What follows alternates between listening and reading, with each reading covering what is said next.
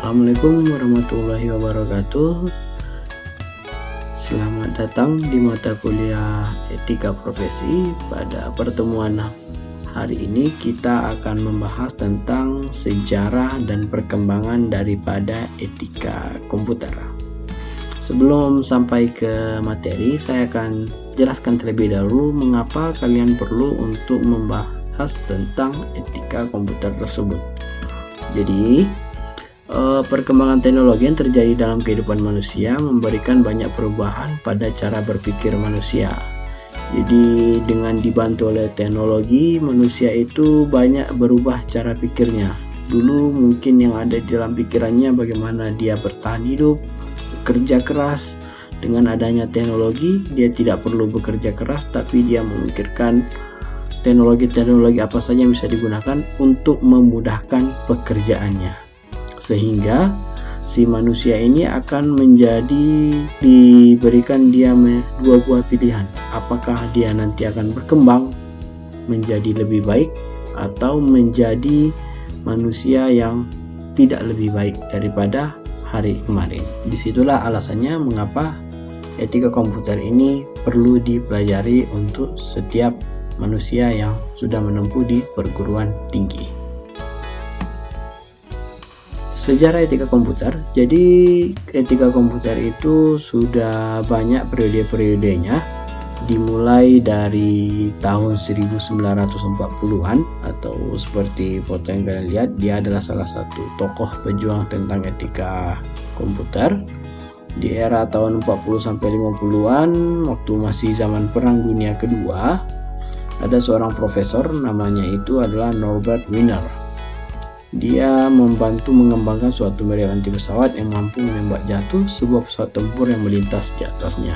Nah, dari sini dia sudah mulai berpikir dibutuhkan sebuah etika dalam menggunakan komputer. Dari yang contoh yang dia lakukan di sini kan adalah sebuah teknologi yang menurut orang lain itu baik, tapi ada juga menurut sebagian orang lain itu adalah teknologi yang kurang baik.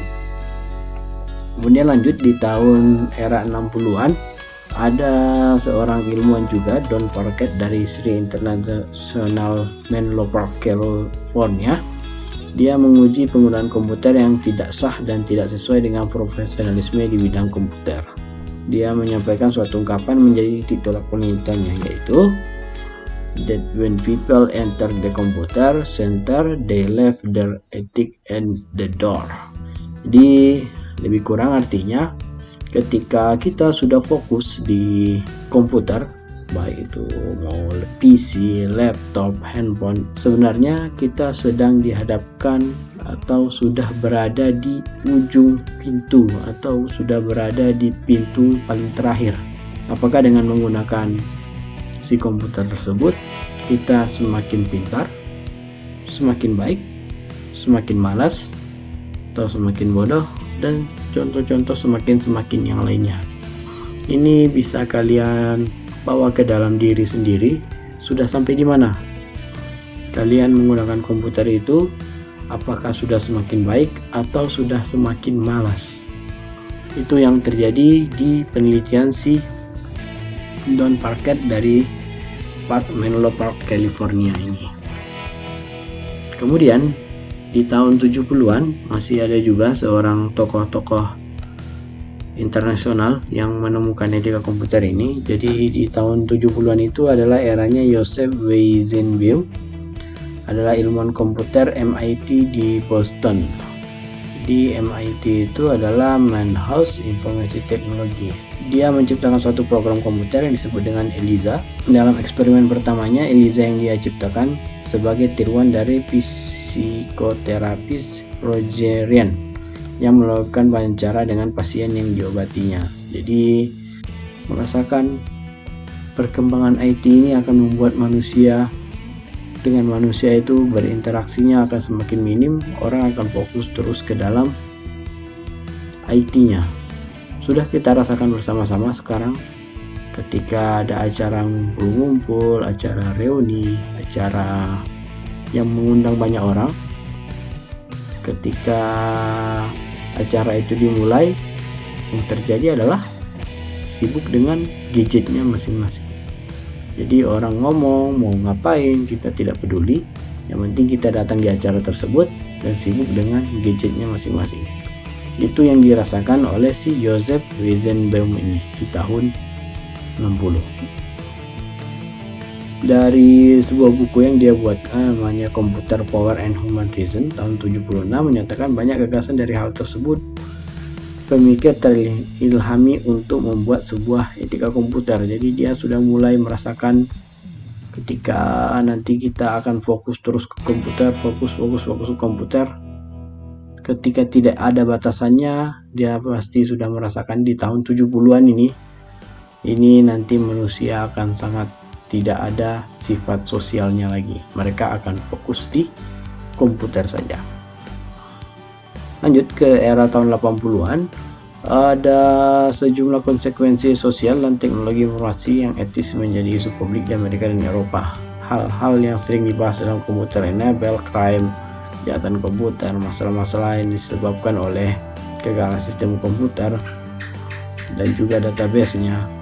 Kerjaan tokoh-tokoh etika komputer sebelumnya seperti Parker, Weizenbaum, Maynard dan yang lain membawa etika komputer itu harus menjadi sebuah disiplin ilmu baru atau sebuah mata pelajaran baru kalau di sekolah. Kalau sudah di kampus menjadi mata kuliah baru yang memang harus sudah diterapkan. Dan alhamdulillah mata kuliah etika profesi ini ada menjelaskan tentang etika komputer. Arti kita kuliah sekarang berkat dari pemikiran tokoh-tokoh IT di tahun 40-an sampai tahun 80-an. Selanjutnya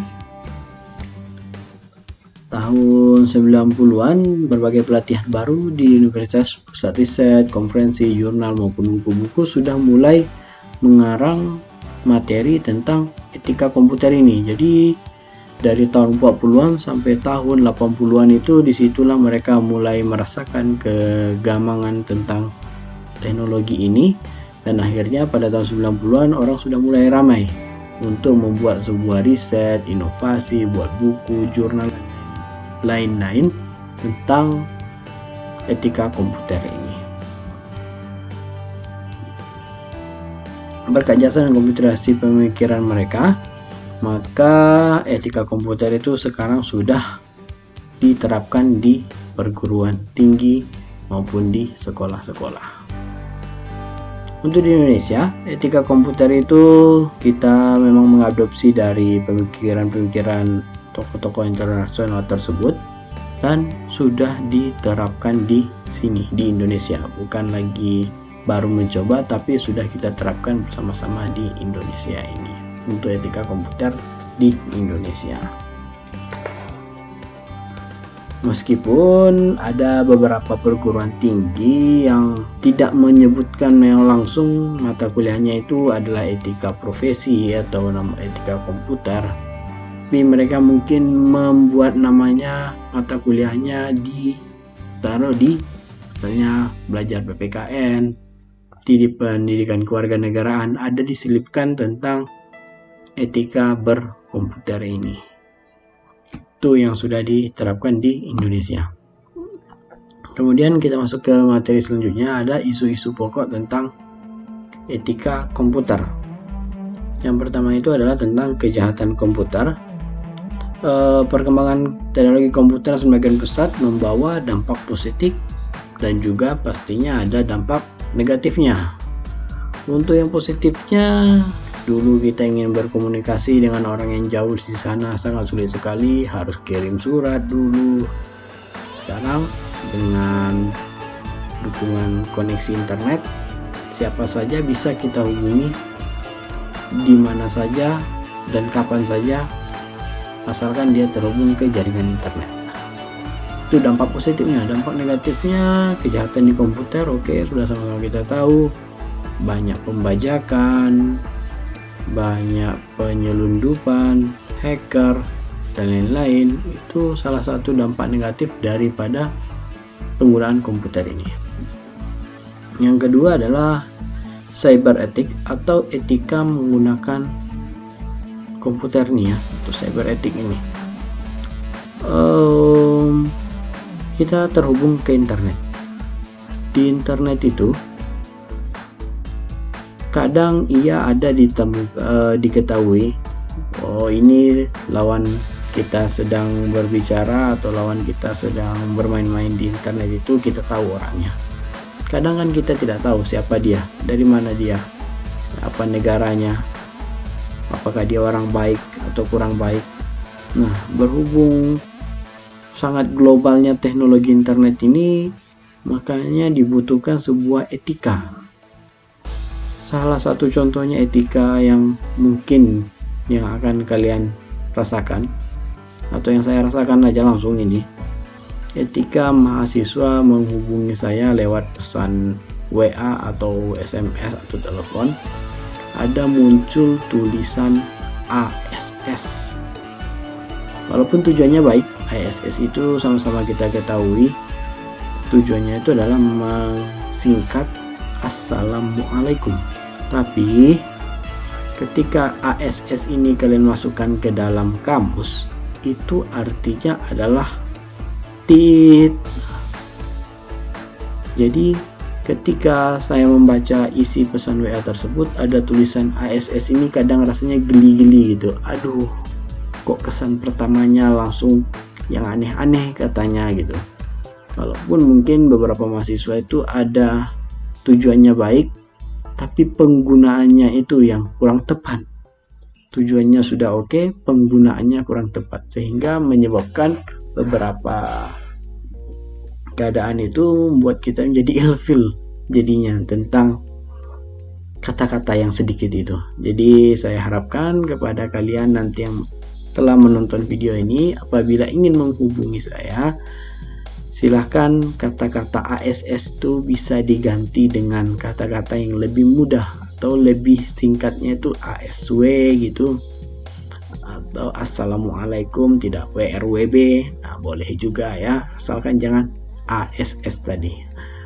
Agak hina rasanya dibuat kata-kata seperti itu. Lanjut, kita masuk ke bagian yang ketiga, itu ada namanya e-commerce. Oke, e-commerce sudah 1 semester kalian belajar. Saya ulang lagi sedikit, e-commerce itu adalah jual beli secara online.